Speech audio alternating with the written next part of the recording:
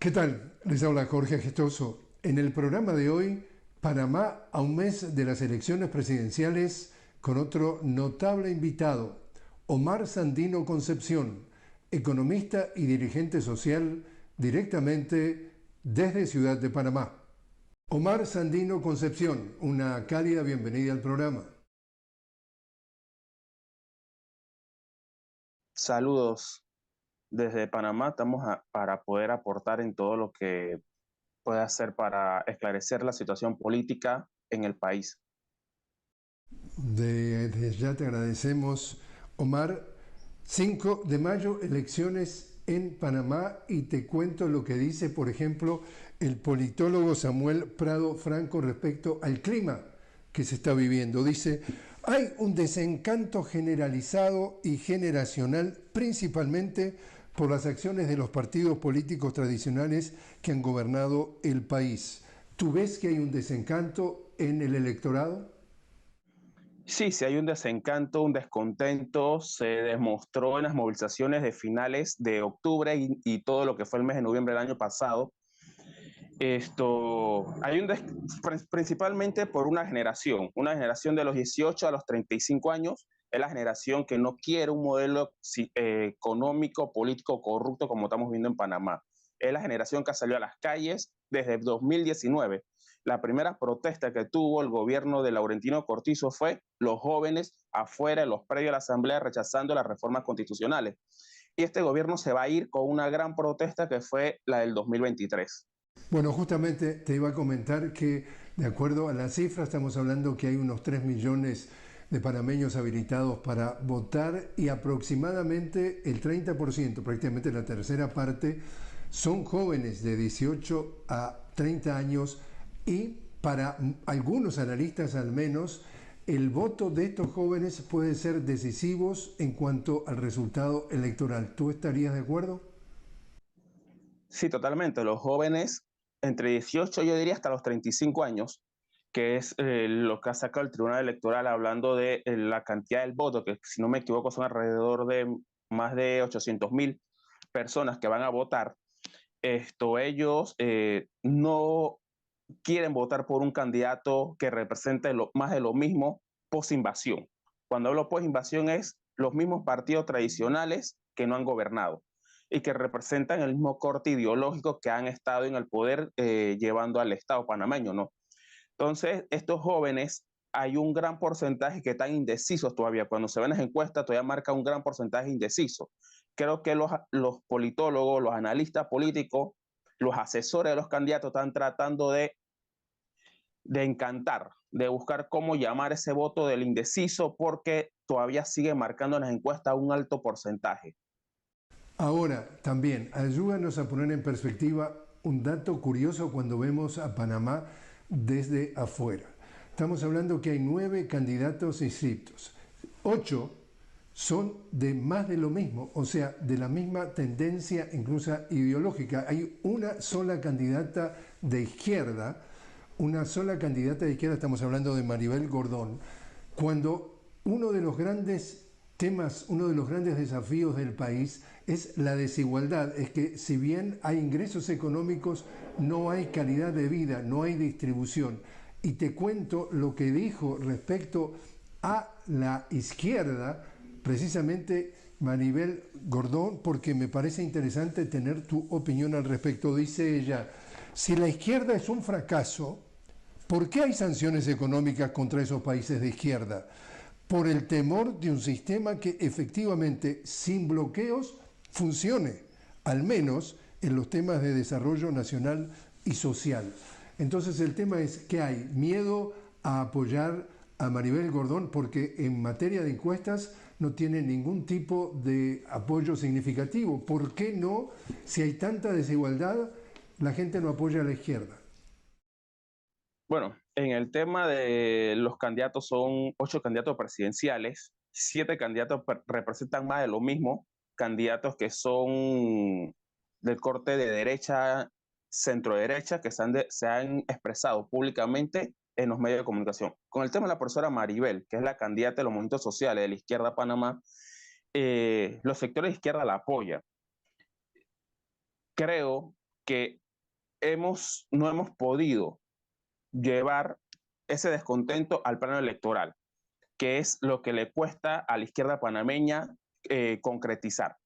Pero lo que dice la profesora es cierto. Lo que pasa es que nos llaman a los países de izquierda países fracasados, pero no se va al fondo del asunto, que son las sanciones económicas, los bloqueos económicos, todo lo que no permite que estos países hagan negocio internacional, que puedan usar la moneda hegemónica, que es el dólar. Eso el pueblo panameño, el pueblo, en la mayoría de los pueblos en el mundo, no manejan esa información y se dejan llevar lo que es la desinformación, que en estos momentos en Panamá la desinformación en redes sociales es muy fuerte.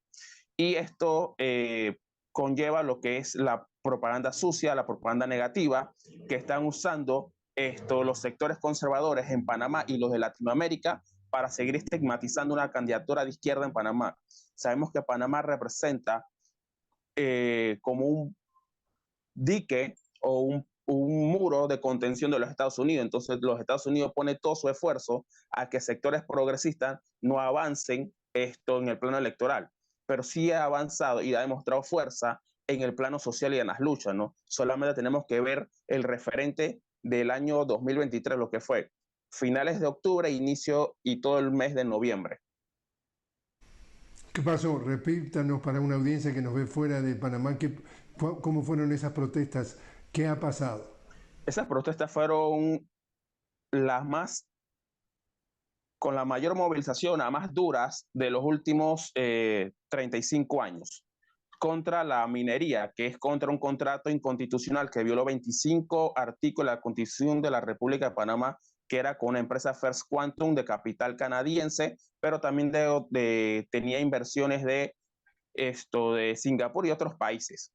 Entonces, principalmente la juventud panameña a nivel nacional, los obreros, los educadores, los campesinos, los indígenas se movilizaron a nivel nacional a rechazar un contrato inconstitucional impuesto por el gobierno de Laurentino Cortizo. Pudo haber sido más de 36 días en las calles hasta que la Corte lo declaró inconstitucional y la empresa el gobierno ya tiene que ver cómo se va la empresa, bueno, y todos los problemas que han habido con el tema de las indemnizaciones, que si hay que pagarle, que si la empresa todavía está esperando que pase el 5 de mayo casualmente, para ver con qué otro candidato presidencial pueden negociar. Sabemos que con los de 8 candidatos, 6 han dicho que no quieren el contrato minero, entonces, que quieren el contrato minero, mejor dicho, y que ellos están tratando de ver cómo esto hacen que la mina se quede, ¿no? Y casualmente, días atrás salió un video de una entrevista con el expresidente Ricardo Martinelli, donde él dice que en su periodo presidencial él agarró un contrato de la Corte, un contrato con Minera Panamá First Quantum y lo engavetó para que eso nunca fuera publicado en Gaceta Oficial. Entonces eso significa cómo son los intereses de una empresa multinacional con gran capital, ¿no? Entonces, leyendo claramente, no necesariamente ni siquiera entre líneas, acá estamos hablando que tú me dices que hay 6 de los candidatos aprueban el regreso o el restablecimiento de actividades de esta mina canadiense, que en realidad tiene un impacto súper negativo con el medio ambiente, que perjudica el medio ambiente del país, que perjudica a los trabajadores. Muchas veces hemos visto en Ecuador que se ha producido cáncer. Estás hablando de que el expresidente lo había engavetado, estás hablando que el actual presidente aprobó esto sin el mecanismo protocolar de que pasara por el Congreso. El gran sujeto de esta oración es la corrupción. ¿Cuán presente es la corrupción o cuán corrupto es el gobierno panameño? El gobierno en general, no el presidente de turno.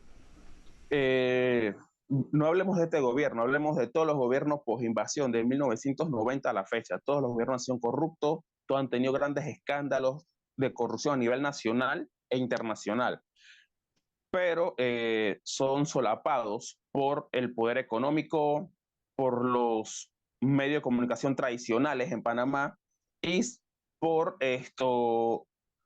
países como los Estados Unidos que juega a declarar quién es corrupto y quién no es corrupto depende de sus intereses políticos, ¿no? Hemos visto que en el último año, año y medio, ha declarado a dos expresidentes en su famosa lista de el tema del Estado, ¿cómo se llama? El secretario de Estado sale y menciona que el expresidente Ricardo Martinelli es una persona corrupta, que el expresidente Juan Carlos Varela es una persona corrupta, pero hasta ahí. No dicen dónde están los fondos que lavaron dinero, dónde están los dineros que ellos han descomisado, han congelado, simplemente juegan para tener incidencia política a lo interno de Panamá en este periodo electoral. Omar, te invito a hacer una pequeña pausa. Estamos hablando con Omar Sandino Concepción directamente desde Ciudad de Panamá. Omar, economista y dirigente social, hablando de las próximas elecciones presidenciales del 5 de mayo. Enseguida regresamos.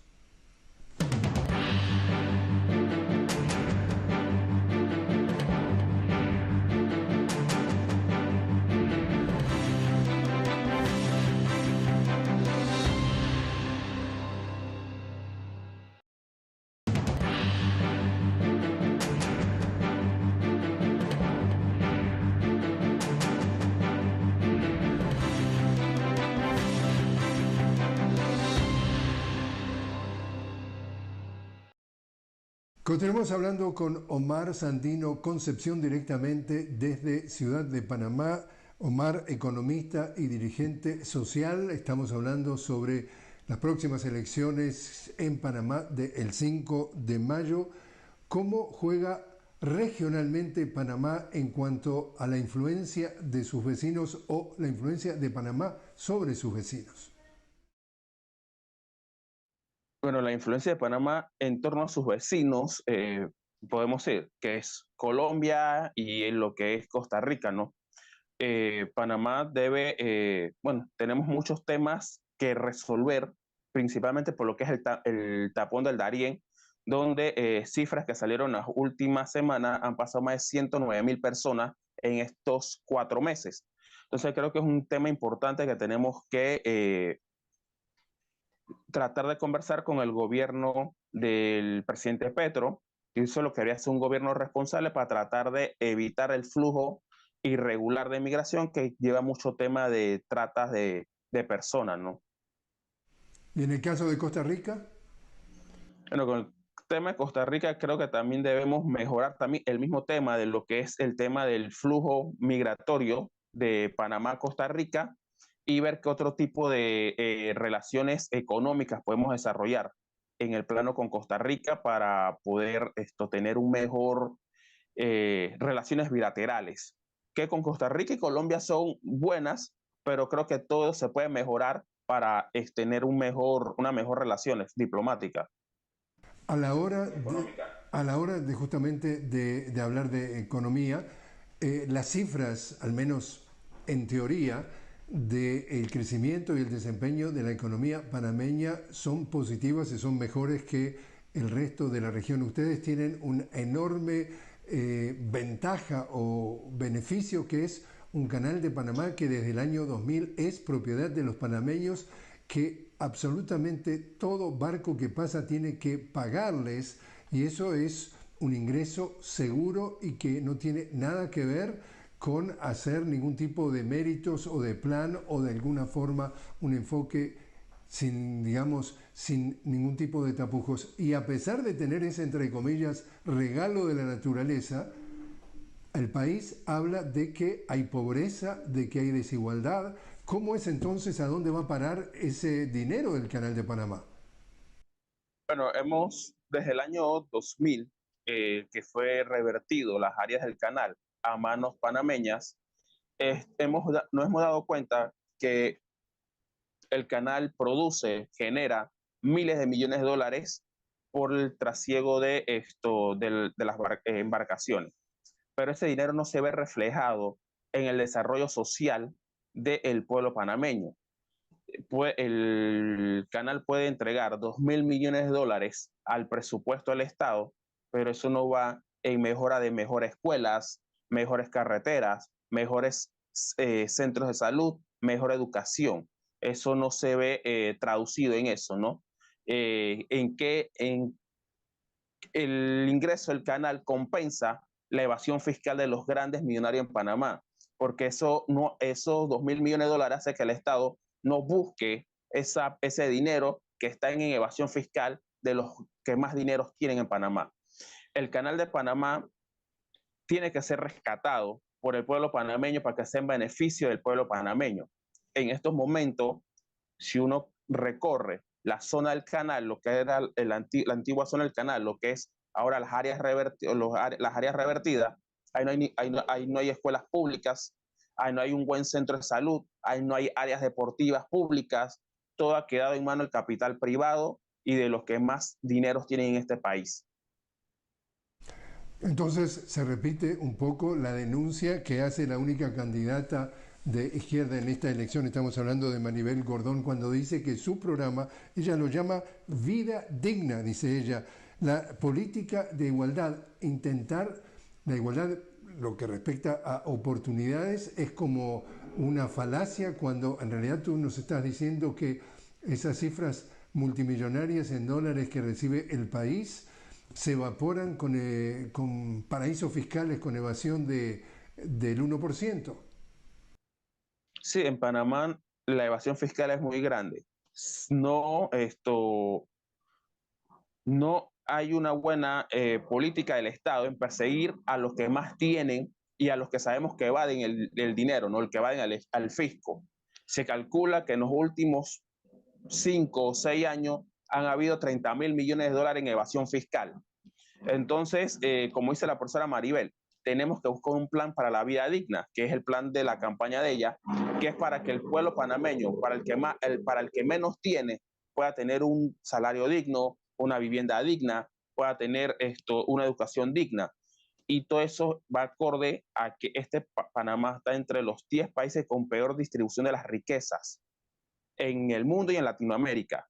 Entonces nosotros tenemos que buscar cómo poder buscar una equidad social en este país.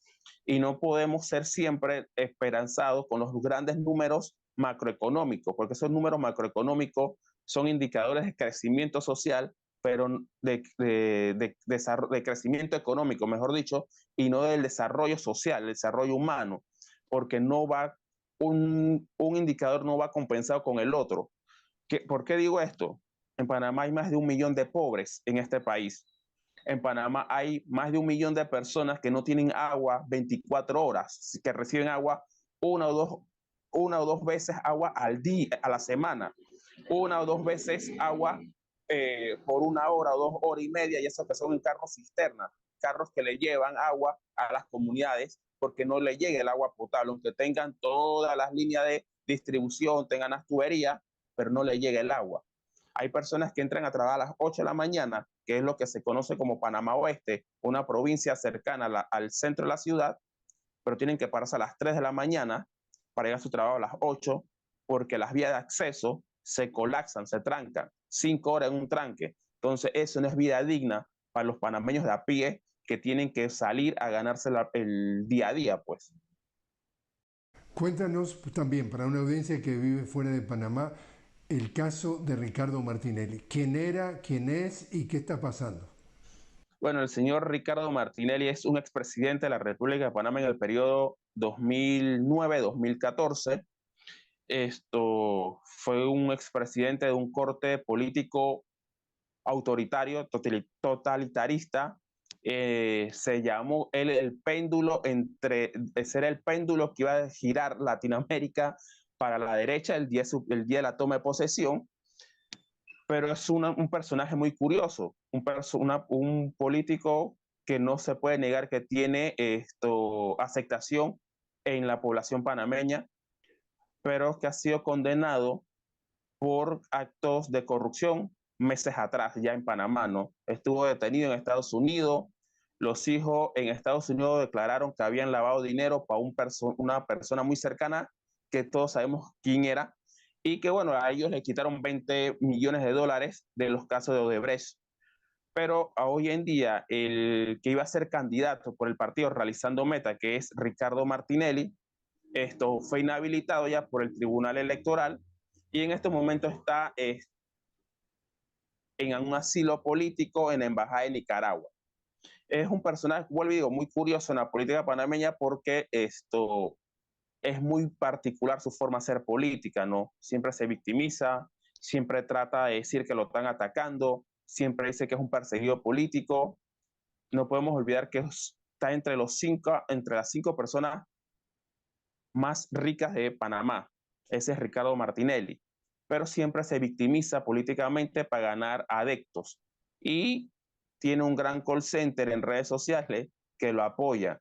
Entonces, estamos viendo que la política en este momento, con la inhabilitación de él, está difusa, porque no sabemos realmente qué dicen las encuestas. Las encuestas dicen, lo ponían a él de primero, que puede ser verdad, que si él hubiera corrido, hubiera sido el candidato a batir, pero hoy en día todas las encuestas ponen al que iba a ser el vicepresidente él, que ahora es el candidato a presidente del partido realizando meta de primero, pero con un 30%, es lo que dicen las encuestas, un alrededor de varias encuestas dicen que es un 30%. Muchas personas, muchos analistas dicen que están jugando con opinión pública para moldear el voto para el 5 de mayo. En cuanto al financiamiento de las campañas, ¿tienen las reglas que rigen, son iguales para todos? ¿Hay dinero del narcotráfico? ¿Cuál es el panorama? Bueno, el financiamiento de las campañas es privado y público, ¿no? Es para los que hicieron recolección, por los que corren por libre postulación o lo que se conoce como independiente, el Tribunal Electoral les reconoce un porcentaje de lo que por la cantidad de firmas que recogieron.